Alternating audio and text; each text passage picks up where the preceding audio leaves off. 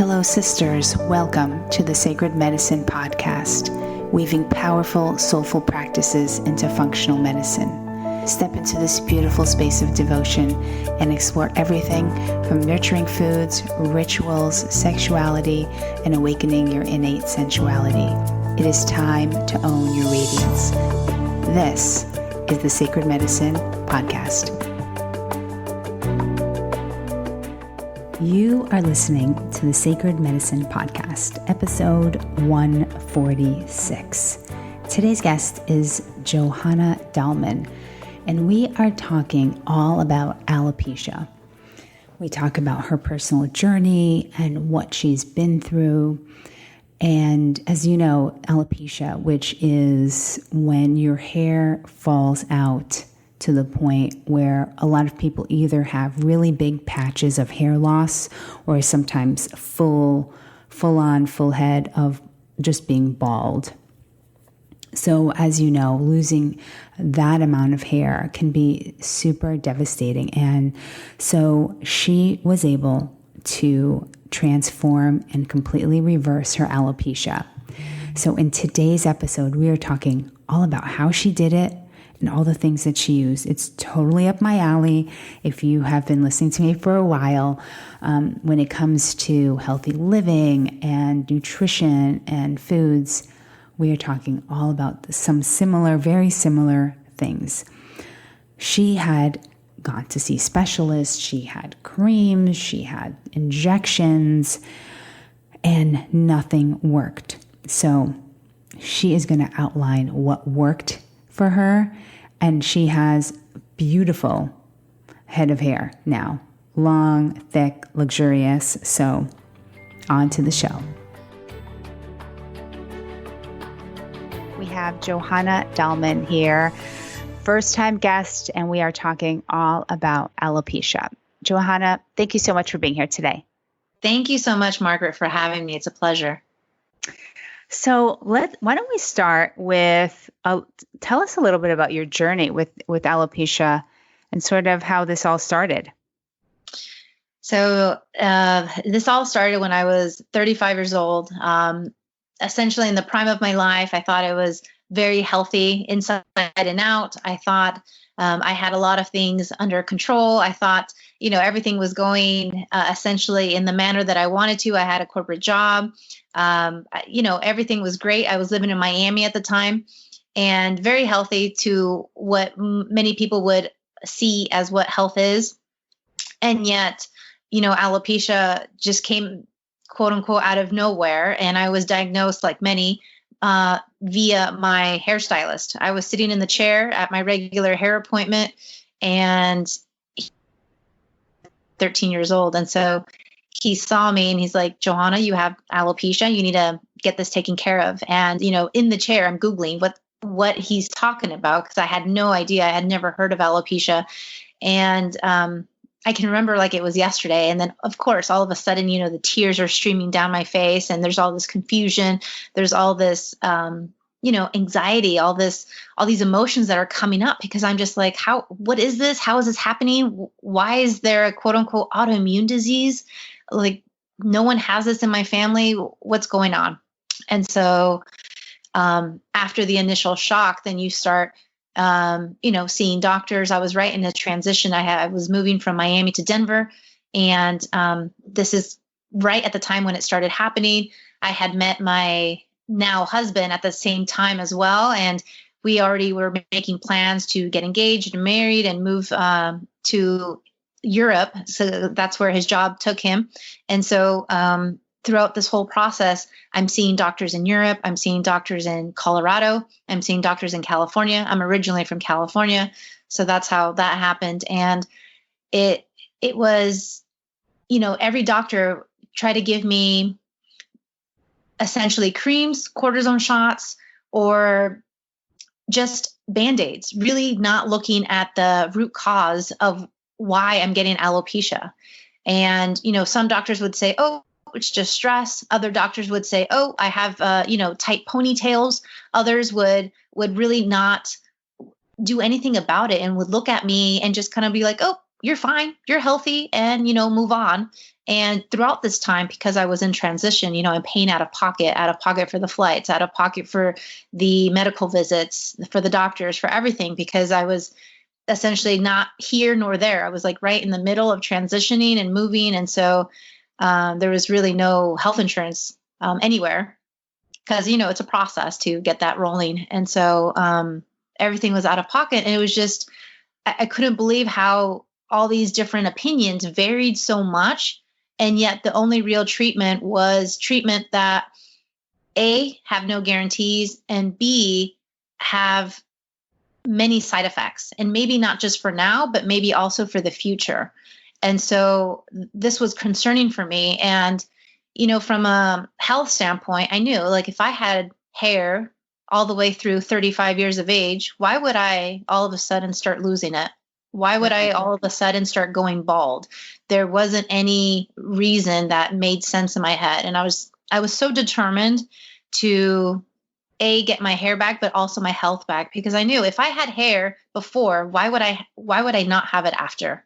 And so this was like the big question. And my research skills and talents came out. The procurement out of me came out, and I started looking for alternative ways. I started looking into Ayurveda, traditional Chinese medicine. I started looking into holistic manners and protocols. And essentially, it took me 2.5 years to really get this going. But I chose the natural and holistic route because I didn't want the Band-Aids. I didn't want the side effects. And because I'm in a childbearing age, I still want to have a family, a healthy family. And I want my babies to be healthy and not have to live with any repercussions because of a medicine or two that I was taking, or, so right. That as a female, that's also very important for me. And so it's high on my list of priorities. And so due to that, I knew that I had to reevaluate my life, reevaluate my diet, reevaluate my lifestyle, and really hone in to the root cause. And so this is what led me on this journey.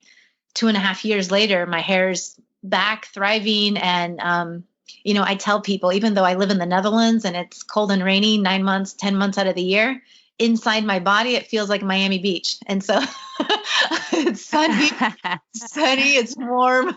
My vitamin D levels are high. Like, I'm good. I'm thriving. And so this is what I wish for everybody.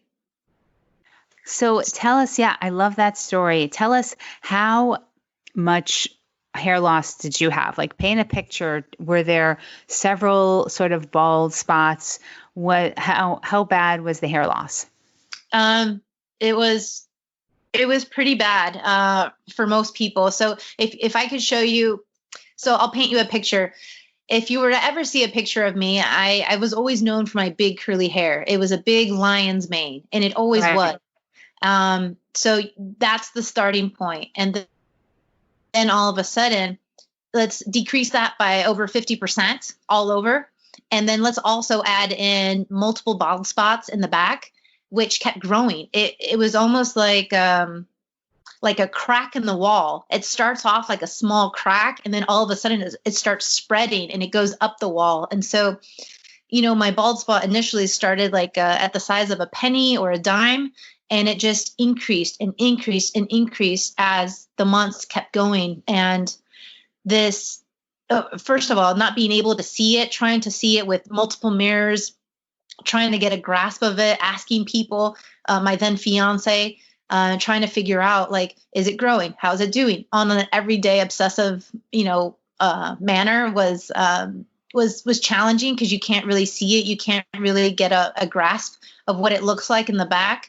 And because it isn't in the back, it was discreet and it was hidden, but at the same time, it was like that crack. It kept growing, and anything I would try to use, because of course I did do conventional, the route first. I started looking even at like pharmacies here in Europe, over the counter things. I was dabbling into that before it hit me that none of this was going to work. It was just going to make it worse. And it actually did. The creams, the cortisone shots, over the counter things that I found here in Europe all made it worse. And And that's when I just cut everything off cold turkey. And I was like, nope, I need to reevaluate everything. I need to go back to basics. What is it that I'm doing that's not promoting health? What is it that I'm feeling, thinking, habits? You know, a lot of our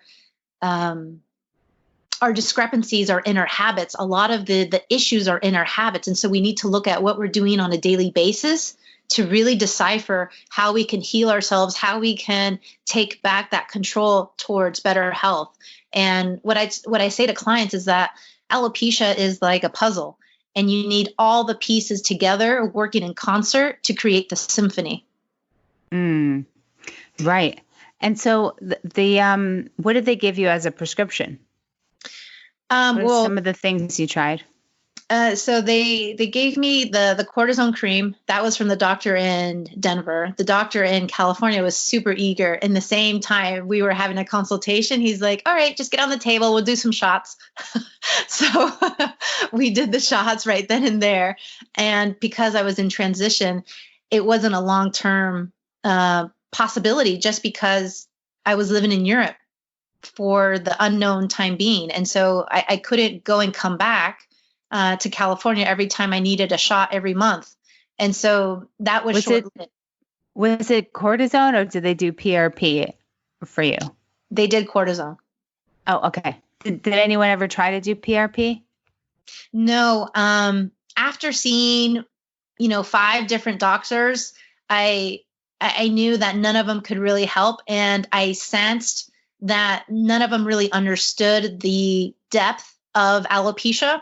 It's almost like trying to see something on the surface level, but not understand it beneath the surface. There's so much more to alopecia than just the actual hair loss. Right. I wasn't listening to my body at the time. And at the time I've always been super active, almost you might say overactive. I would work out 3-4 times a day, do yoga, Pilates, spinning.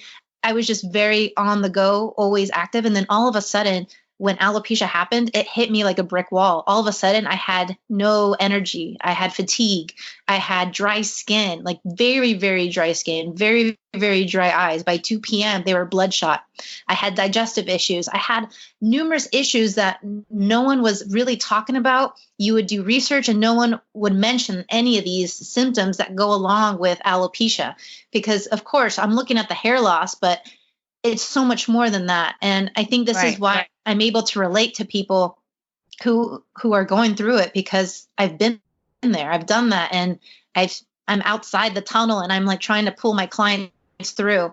And so this is the beauty of having someone understand, because these doctors didn't understand, and they're just trying to treat the topical sense of it, which again, topical only won't get you there. True, exactly. So, were you, the fact that you were sort of like working out 3 or 4 times a day, I think like that sounds a lot of stress on the body, a lot of probably stressors on your adrenals and your hormones. And you had been doing that. Were you just taking different classes throughout the day type of thing? Yes, I'm a huge fan of, at the time when I was living in Miami, this was back many years ago, just being outside. When you live in a state or in a city like Miami where it's sunshine and it's 80 degrees all year long, you just want to be outside. So whether that's a bike ride, whether that's, playing beach volleyball or doing a spinning class, it's kind of the MO is to be outside, be active, and be fit. And so I embraced this head on, and I enjoyed it. And yes, I do know that the adrenals were a factor. My hormone levels were great, but the high stress from corporate was there. Definitely, there was a lot of lifestyle and diet triggers that, once I changed them, then I started to see everything relax and then allow the hair to come back, allow the healing to come back. And so now then you've created boundaries, you create a system and a protocol so that this is not just for now for alopecia, but also long term. And so this is what, I've created this program that essentially teaches you how to do this so that it's long-term health and you don't have to go through those vicious cycles of hair growth and hair loss. And, today you're healthy and there's no alopecia, but then in 2 years, you're going to get it again, or in 6 months, or in 9 years, or however it is. You've heard these stories, I'm sure, of people cycling through alopecia, and it's heartbreaking and it's traumatic and it's depressing. And, it's all these emotions come up for women, for men, for children, for everybody. And so once you're able to get a handle of it and maintain this new way of living, this new way of harnessing your health and supporting your body, then you're able to thrive. You're able to have the hair and you're able to put alopecia to sleep. I love that. So tell us some of the things that you discovered. And did you have, I know you changed your diet and things like that. Did you find that you had some nutritional deficiencies, or how did you go about knowing what it was that you actually needed? Yes. Well, a lot of it was trial and error, but definitely diet alone doesn't do the trick. It's diet. There's supplementation that's needed. The lifestyle, I think, is very, very important, just as important as diet, because you can have a healthy diet. So, for example, I have clients who are personal trainers. They're ripped. They're beautiful women who are, flashing hardcore abs at 46, at 55. And I mean, not everyone is in this tip-top shape, but yet they also have alopecia, and they've come to me. And in 4 weeks, 5 weeks, 6 weeks, they're already seeing changes, not just in the diet, but also in the hair growth, also in the hormones, also in the adrenals, also in the energy, also in all these other areas, the digestive issues that they didn't realize that their body was trying to tell them something and they weren't listening to. Because that's the problem. We don't listen to our bodies. We're not trained to do that. And it takes like a big surprise, like diabetes or cancer or alopecia or some sort of autoimmune diagnosis, for us to wake up and actually pay attention to it. It's we think we're healthy just because we don't necessarily have a diagnosis of any sort. We think we're healthy just because we don't show disease, but on the inside, you could be very unhealthy and not know it. Oh, sure. Definitely. So how did, lifestyle and diet and supplements. So can you tell us a little bit more about that? Yes. I mean, the more research I do, I continuously do research, not just on alopecia, but on health in general. So for example, I came across an organization. It's a nonprofit out of Denver. I believe it's called the Clear Label Project. And what they do, they take, let's say, the top 100 protein powders, and they look for heavy metals and they look for toxins, because heavy metals aren't necessarily, classified, aren't necessarily looked through within food groups. So for example, if you get a can of beans, there's not going to be an ingredient saying, oh, arsenic, 2%, no one's going to be labeling our food with heavy metals. And so it's up to us to really discover and to really look at the areas where heavy metals, for example, just one toxin of many, are lurking. And I'm flabbergasted to see that in baby formula, in protein powder, in collagen, in sunscreens. I mean, even the ones that are natural, even the ones that are quote unquote, highly rated on Amazon or highly rated on certain other websites for being clean, but yet there's still high amounts of lead, of arsenic, of cadmium, and this all compounds. And so our world and our environment is definitely very, very different than what it was 50, 60 years ago. And so due to that, you have to be more aware. You have to be more vigilant. And I see a difference between living in Europe and living in the US, right? Because there's more policies against chemicals, against toxins in general, especially in beauty products in the EU than there is in the US. And so I feel like in terms of the US, it's you're up to your own self to be an advocate for yourself and for your family. It's up to you to spend the time and effort to really look into the water and to look into pesticides and to look at all these different ancillary items and where there could be things harming you.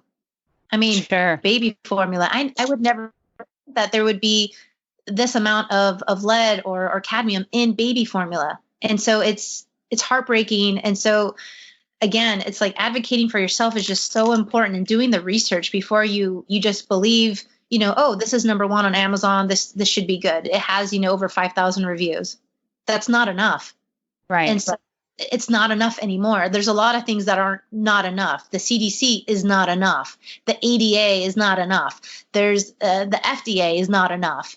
None of it is enough. We have to do more on our own to really see what's there and what's beneficial for us. Absolutely. Yeah. I just wrote a post about, what was it? It said something like 2 things you must stop doing, or remove these 2 toxins every morning from your life. One of them was fluoride in your toothpaste and aluminum in your deodorant. And every day, the majority of people out there start their day with both of those toxins. And it's incredible to me that it's still sold everywhere, and fluoride is a known toxin. So is aluminum as well. Absolutely. And it's rampant. Yeah, for sure. Okay. So did these other women that had the alopecia, did you find out, or even your protein powder, did it have the heavy metals in it? Is that what you found? So this clearprojectlabel.org organization, I just found out about it literally maybe 2-3 days ago. Reverting back to our conversation earlier, I was mentioning that I continue to look, I continue to research. And so on my path of healing my alopecia, the more research, the more books I've read, the more medical journals I was looking at, the more, PubMed journals that I was looking through, the more I would find and the more I was connecting the dots. And so connecting the dots, putting the puzzle pieces together was part of the process, but it took 2.5 years to really come to fruition and see hair growth. Once I started seeing like massive hair growth, I was like, okay, I'm onto something. And so I started documenting everything. And then when I saw full hair growth, I never really wanted or expected to go into health and wellness. It was always a great passion of mine, but I was really happy being in corporate, safe, right. You might say. I was really safe in corporate. But then once I saw all this information, I was like, you know what? People need to know this. People need to see that there's another way. People need to realize that they don't have to have liver defects, kidney defects, or any other defects because of the medicines that they want to quote unquote try, or that their doctors are putting them on, or these trials that they're willing to, to test out on them as guinea pigs. I'm not for that. I don't want to be a guinea pig, and I don't recommend other people being guinea pigs either.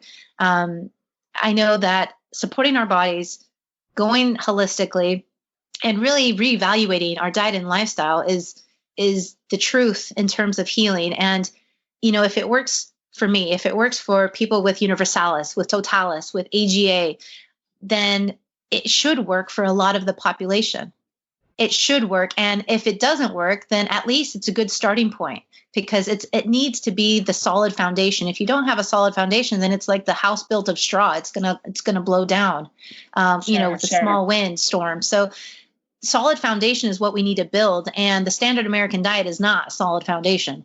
The Western diet in general is not a solid foundation, and so you need to be very cognizant of what's going on, because there's articles every day about the quality of our water in the U.S. Every state is different, every city is different, but it surprises me that that the U.S. is such a great country with lots of rich resources and a strong economy, and yet we still have discrepancies in our water. We still have multiple pollutants. I mean, beyond Flint, Michigan, but I mean, like you said, fluoride.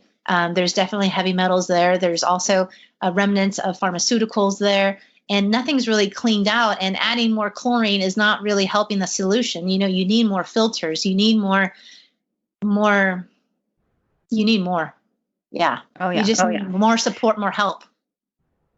So one of the things that, and I definitely agree, I don't think people really know the amount of toxins that we're surrounded with every day. So tell us, share one of the things that you did in terms of diet. How were you eating before, and then what changed?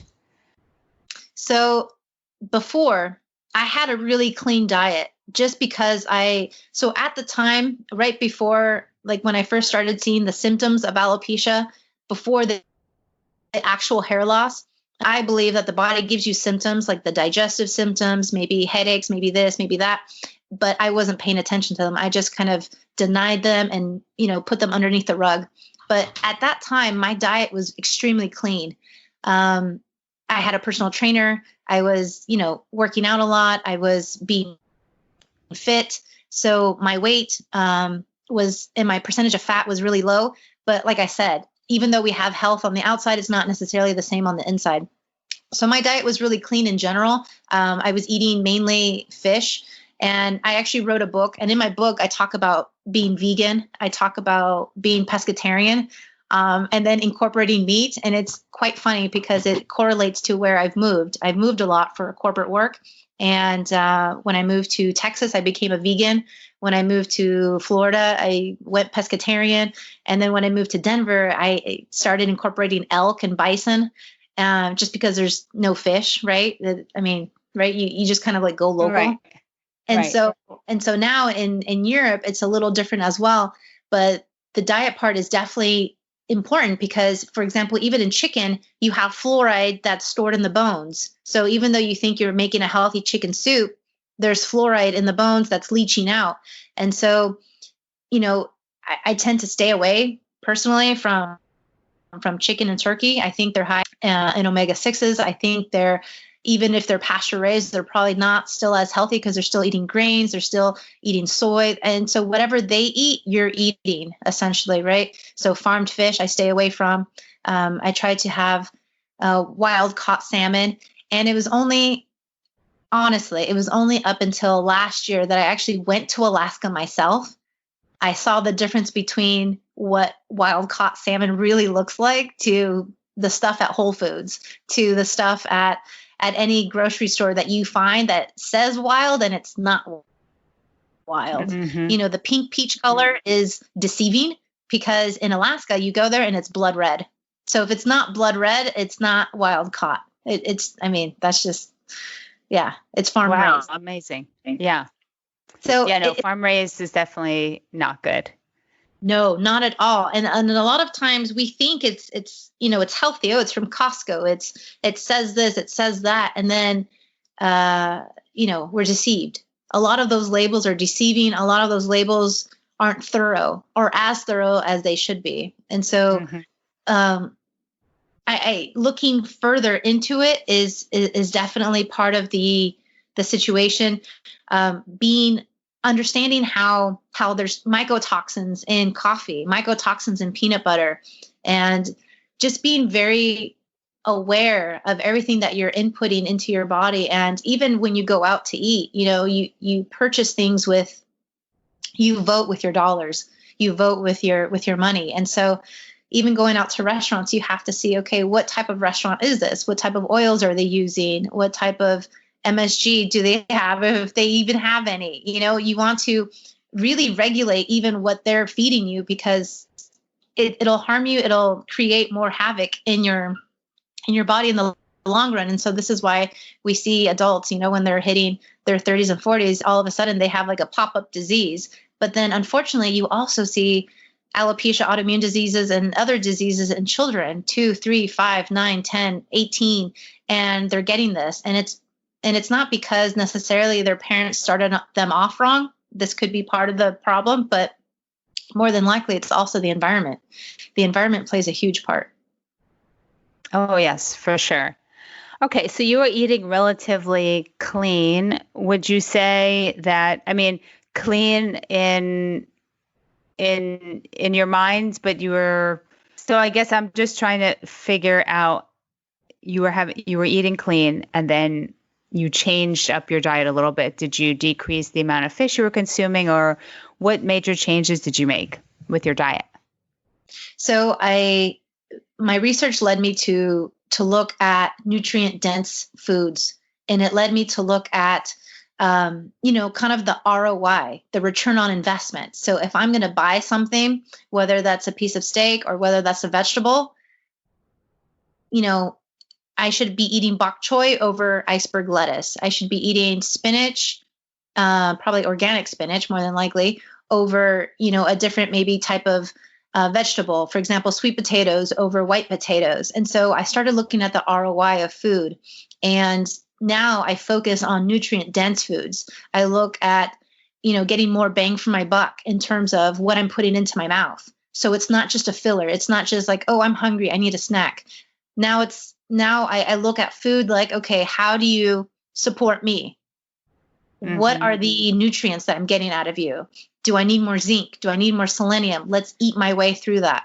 Do I need more B12? Do I need more, what have you, magnesium? Do I need more, whatever it is, choline? Let's eat my way through that. And let's try to focus on those foods. But I believe supplementation is good, but at the same time, if you're not eating those foods, then the absorption is also a miss there. I think you need both to have a happy marriage. It's not just supplementing yourself with a bad diet or having no supplements with a good diet. You need both. And so this is where you really need to hone in and decipher and really hone in on the intricacies of nutrient dense foods and to support not just hair growth, but overall health, because more than likely we're all deficient in something. There's statistics that show that more than half the population of the US is deficient in magnesium. And most people don't realize this, but the little ticks with the eyes or maybe the cramps. I also, by the way, I'm a certified Pilates and yoga instructor. And so when I teach Pilates, I also see that, halfway through a workout or an exercise, the ladies are like, oh, my cramp or my legs cramping or my toes cramping. And I already know it's a lack of magnesium. I already know it's a lack of supplementation, like their body's not getting everything. So you could be assuming that you're doing everything right, and yet you're still deficient in something. Sure. Yeah. We see that so much. Magnesium deficiency is just, it's almost as equal as vitamin D deficiency. Exactly. And the thing is, parents aren't taught this. The population in general is not taught this. And so I think it's when your body starts to give you red flags, then you start to reevaluate or you start to consult with somebody who knows more and who can help you. Sure. Okay. So it looks like you changed your diet. You added some there were some things you got rid of. You had more nutrient-dense foods. What else did you do? What else did you find that you were sort of doing wrong, lifestyle-wise possibly, or food-wise, that you felt like, oh my gosh, I should not be doing this? I think sleep. I think the importance of sleep is not really spoken about. We need to really focus on quality sleep. And some people may be listening to the podcast will say, oh, well, I get 10 hours of sleep. But how do we know it's really quality? Going to bed at 1 a.m. is not a healthy lifestyle. And then waking up, let's say at 7, even though it may be 6-7 hours and that's quote unquote average and that's enough, maybe it's not enough. And especially it's not enough because from 10 to 2 a.m., your body's detoxing. And so this is the time where we actually need the rest the most. And so I think sleep is one of those lifestyle issues. It's one of those things where you're like, I'll make it up later. Or even I've had friends who say, I'll make it up when I die. They'll say things like this, right? It's like the work hard, play hard motto. And I think this is really driven in the US. I see a difference living in Europe where they value work-life balance, where they value family time, where they value taking time for themselves to go do Pilates, to go do yoga. And, these women and men who come to my classes are just as busy as anyone else. They also have, the 2.5 kids, what have you. They also have other responsibilities. They have full-time jobs. They have husbands. They have dogs. They have, illnesses that they're treating, et cetera. And yet they still have time for all these things, and their balance and their stress levels are a lot lower, I believe. But in the US, there's this huge push. I felt it myself living there, to work more, to do more, to show your value by doing more overtime. And it's not healthy in the long run. This is why we're having burnout. This is why we're having more issues, and it's only now through a lockdown that we're able to reevaluate what really matters, our priorities, our health, and to really put it into perspective. So what things had you started to institute that you felt made a big difference in your hair growth? Wow, so many things. So diet was a big piece, because up until the last minute, I thought certain things were still healthy. For example, like oatmeal. I grew up on cereal, right? I grew up on the standard American diet. I thought oatmeal was healthy. Even the American Heart Association tells you oatmeal is healthy. And I'm so sorry to bust the bubble here, but it's not. So is it because of the gluten? It's not just gluten, but there's many grains that actually have remnants of heavy metals in them. Rice is one of them, has arsenic. And also they're laden with glyphosate. They're laden with pesticides. If you start to really hone in into like what wheat looks like, it's modified. It's a GMO. And I mean, this is another big topic, right? To go into GMO foods and to see how they're incorporated everywhere. So for example, I was speaking to a former colleague, but turned friend, right? She's a friend of mine still. And so we were catching up here earlier. She's in Chicago and she's feeding her 2-year-old Cheerios. And, Cheerios is one of those things that's laden with glyphosate. And it's a problem, because again, parents don't know what they don't know. And even if it says organic, such and such, it still has remnants of, or it's highly processed. And so you start to look at food in a different way. You start to look at food in a non-convenience way. But that's the problem. The lifestyle that the majority of Americans live is this fast-paced, on the run, on the go, convenience only. And so I'm guilty of that. I would eat at Whole Foods all the time, at the hot bar, whether that was a soup, whether that was a salad, whether that was the hot foods that were prepped there. But then when you start to read the ingredients, you're like, oh, this is all made with canola oil. Ew, like this should not be in my body. Canola oil is highly inflammatory. It's all omega-6s. It's extremely processed. And it shouldn't be in my diet. And yet Whole Foods is serving it up in the hot bar. Why? Because of margins, because it's cheaper oil. Peanut oil is cheaper oil. And so you have to really decipher. You can't just think, oh, I'm going into Whole Foods, everything in here is healthy. That's incorrect. You have to be more rigid with your thinking, and you have to be a little more, you have to question more. Just because the label says organic and non-GMO, is it really? Can we test it? Is there something else that it may be lacking on or that's deficient in? And so I know that sounds like a lot of work, and trust me, it is, because again, it took me 2.5 years of full-time work just trying to figure this out for me, right? This endeavor was for me, for my own health, for my own hair, because I did not want to go bald. I didn't want to lose my hair. I didn't want my health to decrease even further. 25% of people with one autoimmune disease go on to acquire a second or a third. That's scary. I don't want to be a statistic. I don't want to wait around and see, let's see if we can acquire diabetes today, or Hashimoto's, or Graves', or, lupus, or any of the 100+ different types of autoimmune diseases. I'd rather, fix this, put it to rest, and leave it there. For sure. For sure.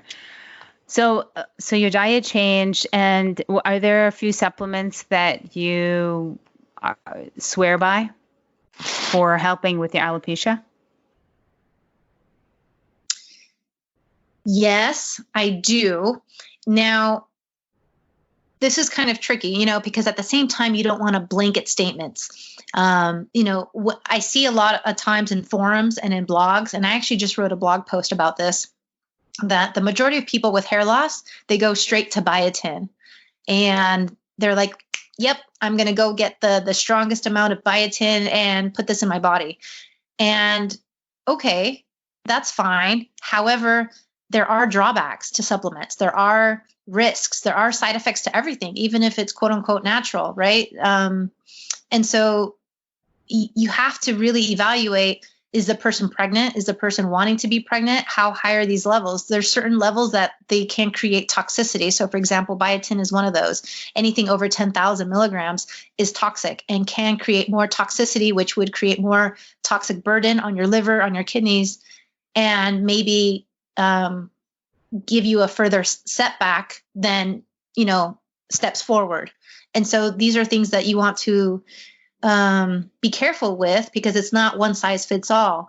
And so, for example, in my 2-month program, it tailors. So I have, we all start with a coaching call individually with each person, and I tailor it to each person because each person is different. When I'm dealing with a lady who's 55 years old going through alopecia, is very different than the 20-year-old, very different from the child who's 5 years old.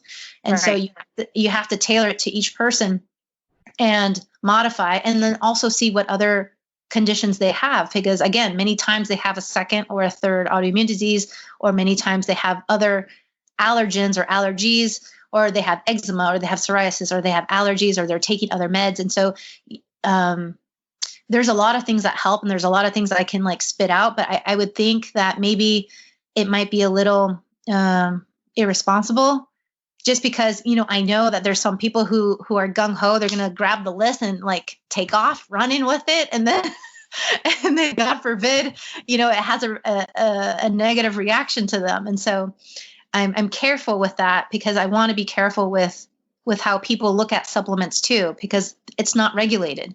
You can go to Whole Foods and a supplement is not the same. You can have, let's say, 10 different supplements for vitamin D3. And let's say, for example, if you were my client, you come to me, you're like, oh, hey, these are the supplements I'm taking. I want to look at those, not just the ingredients list, but front and back to see what's actually in there. What are the fillers? What are the things like the caking ingredients? What are the extra ingredients in there that shouldn't be in there? Quote unquote, like the cheap products, right?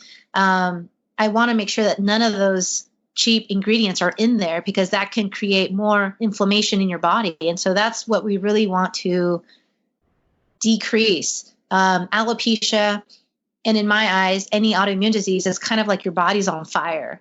It's on fire. It's a building that's on fire, and we need to decrease the inflammation. We need to, make sure it feels like it's safe to grow hair again, make sure it's safe to have the joints move directly normal again. It's just high levels of inflammation. So we need to be really careful with exactly what we're putting in. And so not all vitamin D3 supplements are good. Not all, biotin supplements are good. There could be all these other fillers in there that are harming you. And do you have them get blood work beforehand, or how does that work? I don't deal with blood work. I've done the blood work myself. And so as the guinea pig myself, I see that not all blood work is effective. So for example, I did the allergy tests in multiple states and countries, and that blood work did not show that I had an allergy or a sensitivity to gluten. It also didn't show that I had a sensitivity to peanuts. It also didn't show that I have a sensitivity to other things. And so the problem with blood work is that it doesn't give you the full picture a lot of times, especially when it comes to food allergens. And so what I like to do is I like to focus on the diet. And then once we focus on the diet, then we can start to see how symptoms are going away. And then also we can see how maybe something was flaring up again because of a reintroduction to a food, or because, you've gone back to that food, and you'll see a different symptom. You'll see a different feeling in your body, and your body will tell you. We just have to listen to it. So for example, I could eat anything and everything before alopecia.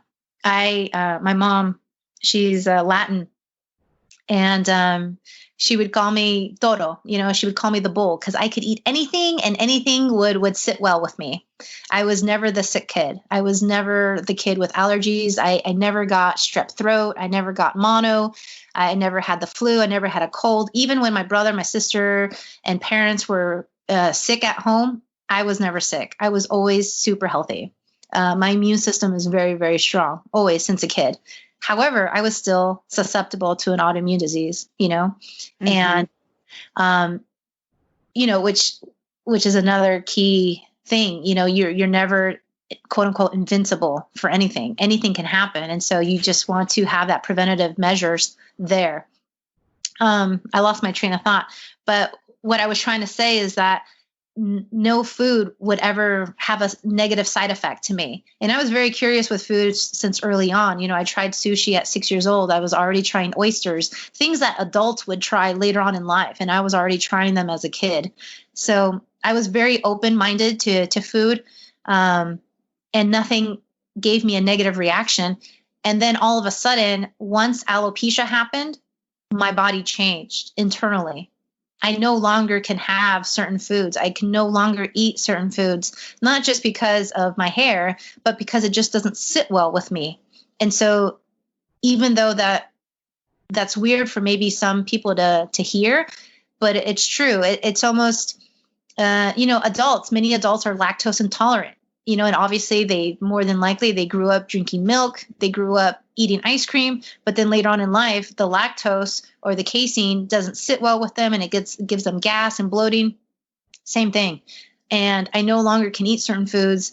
And that's only done through like an elimination diet, with reintroductions, with trying to really see and hone in on the diet piece, because there's a lot of clues. And even for those clients who are nutritionists who come to me, or the personal trainers who come to me, and their diets are super, quote unquote, healthy and clean because they have rock solid abs to show for it, I still find areas for improvement. I still find areas that we can take out and bring in other things to help them, to increase that ROI, to increase the health, to increase everything. Sure. Right. Great. This is great. What else did I want to ask you? Well, why don't we start with, where can people find you? Since I know you work with people and you help them through this, how can they find you? AlopeciaAngel.com is the main website. I have handles on Instagram, on Pinterest, on YouTube, and on Facebook for Alopecia Angel as well. I have a 2-month program that has seen amazing success rates. Amazing. Over 85% of people see hair growth in less than 8 weeks. And they're starting with Universalis, they're starting off with Totalis, with Areata, their children, their adults, their women, their men. And it's amazing to see this. And I believe that the high success rate comes from the accountability, from the support, from the coaching, but also someone guiding you step by step. Because I try to say that, alopecia, or trying to, get on this health journey by yourself, is kind of like putting the IKEA furniture together. You're given this manual that's in like numerous different languages. Sometimes there's no words, it's just pictures, and you're trying to figure this out. I don't know about you, but I'm not good with the IKEA furniture myself. And so, no. So, even with a manual, this looks like, confusing to me. And so when someone's holding your hand and walking you through it, because they've already been there and done that, it makes it so much easier.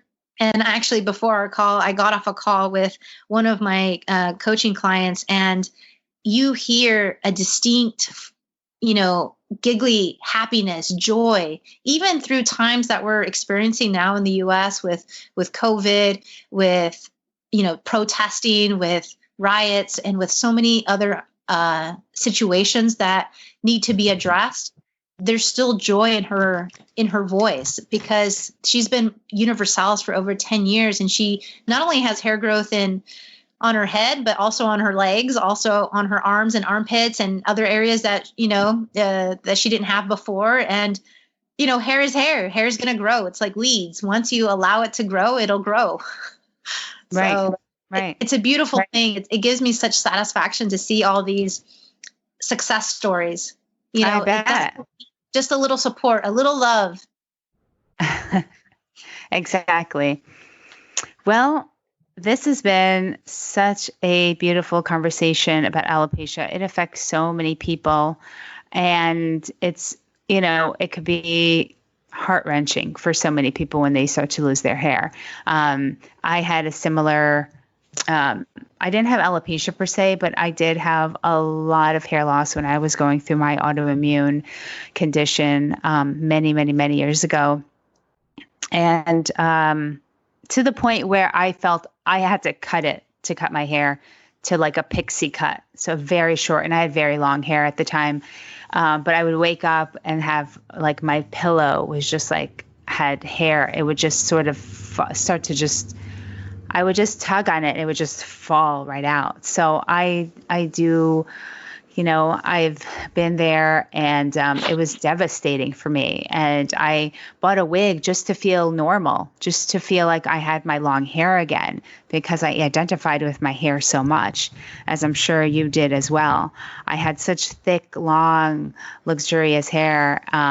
It has grown back, and it wasn't anything that, I sort of this was after I was diagnosed and I was put on a bunch of medication. And that's when things started my hair just shed so much. And after all of that, I have this journey with lupus, but I did sort of take over my own care. I fired my doctors. I did the same sort of research that you did.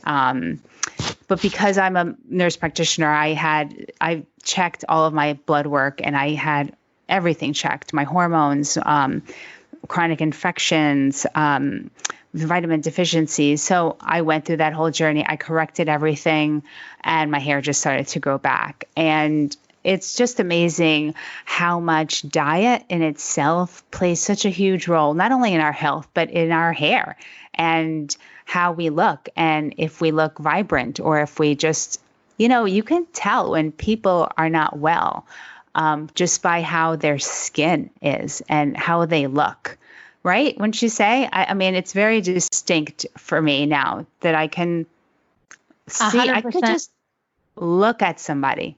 If they're even just from the whites of their eyes, it tells me so much about their well-being, how they eat, if they're a smoker or not a smoker. it just shows up. There's people's skin tells me a lot. How their eyes look to me, from vibrant, and like you can tell if somebody's happy by how their eyes kind of like light up with energy, compared to someone that's ill, and you can just see it in their eyes, right?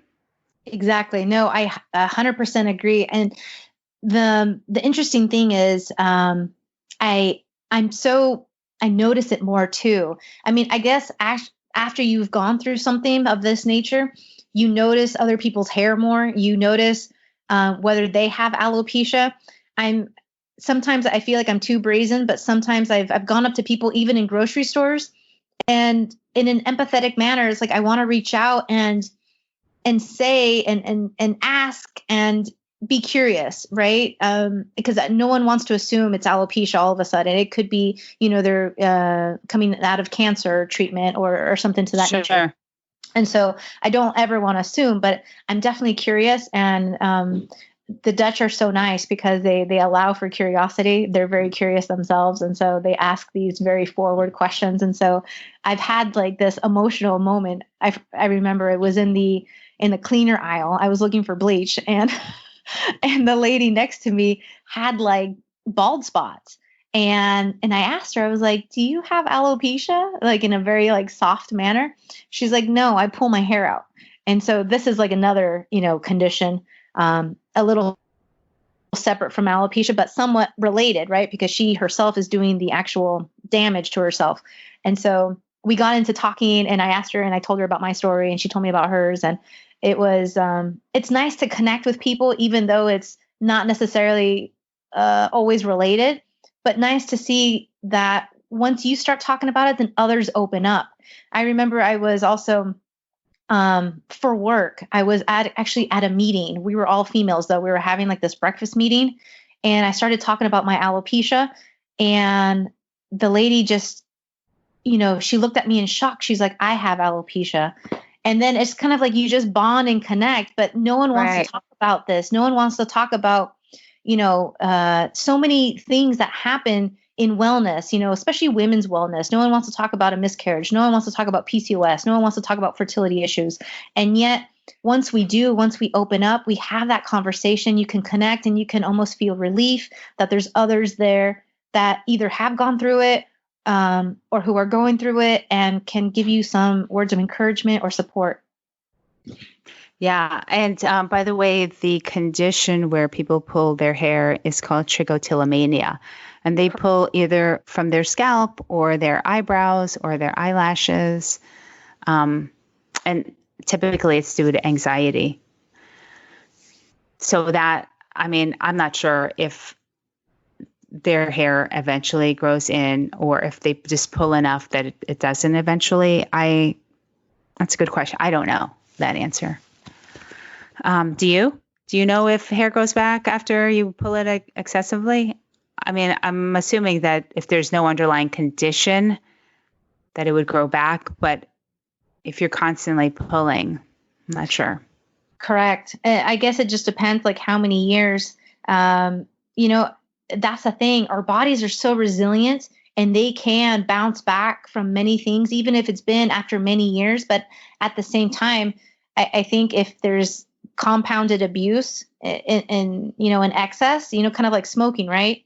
You can get away with, I guess, trying to smoke and try it out and then leave it, or maybe even after 5 years. But if it's been 50 years and that's all you've been doing, then, there are going to be repercussions. Right. So I think it's one of those things where I guess it just depends how long maybe, and also on the follicle, if it's in a good state or not. Exactly. I think, I believe our bodies are just so resilient. We just really need to support it and learn how to, because we're not taught that, unfortunately. We're not taught a lot of things that should be normal curriculum in today's day.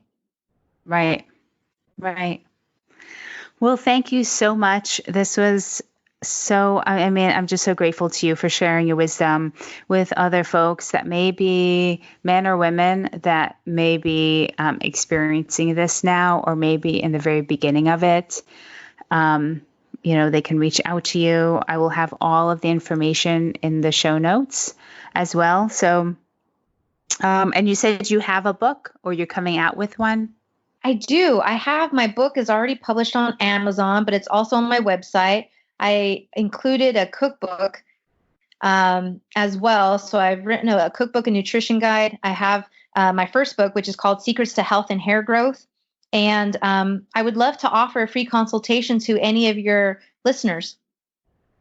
Oh, nice. Okay. So what do they do? Do they just reach out to you, email you? Yeah, they can email me directly right on the website. Ask for that, and we can book it directly. Easy. That sounds great. Okay. I'll include that in the show notes as well. Excellent. Well, Margaret, let me ask you, how is your hair now? Oh, thick and full and grows so quickly. Excellent. But it's been 13 years since I was diagnosed, and I haven't had a flare in over a decade. So I've been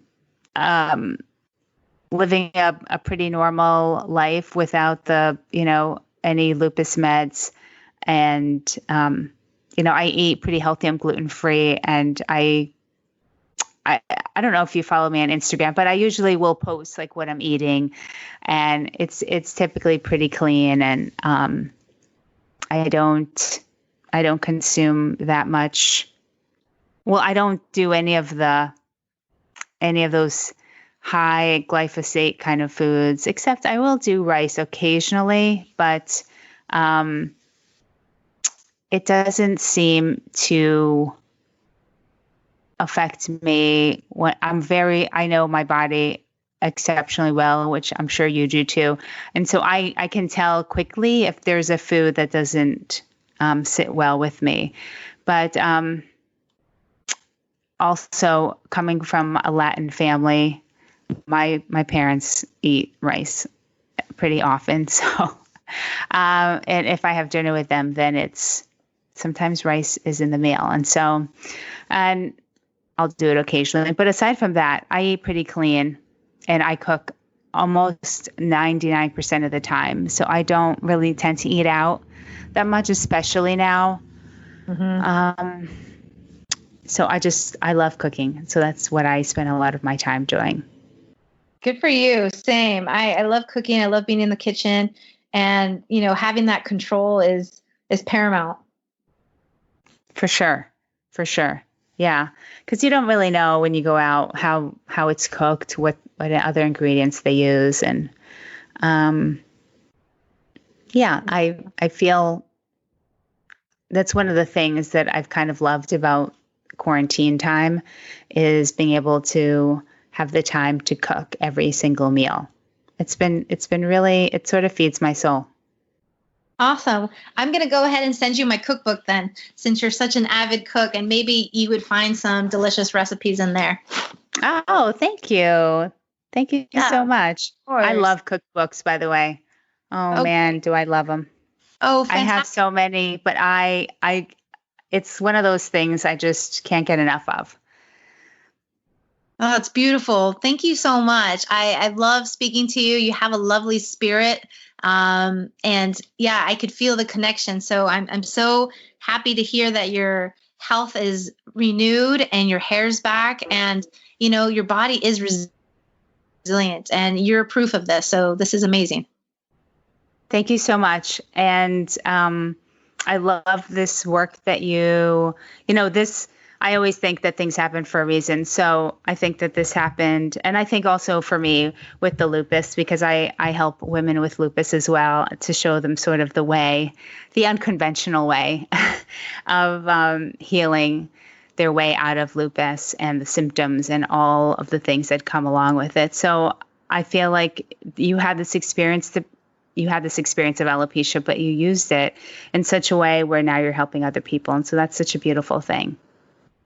Oh, yeah, it is. It is. And I was telling my sister yesterday, a lot of times life can give you setbacks, but it's not necessarily, it's what you do with it and how you use this as a life lesson to not just for you, but to help others, because a lot of times it's a puzzle piece that they need. And this is your gift. This is why you got it. This is why you overcame lupus. This is why I overcame alopecia. This is why, people overcome certain struggles. It's because they could be examples.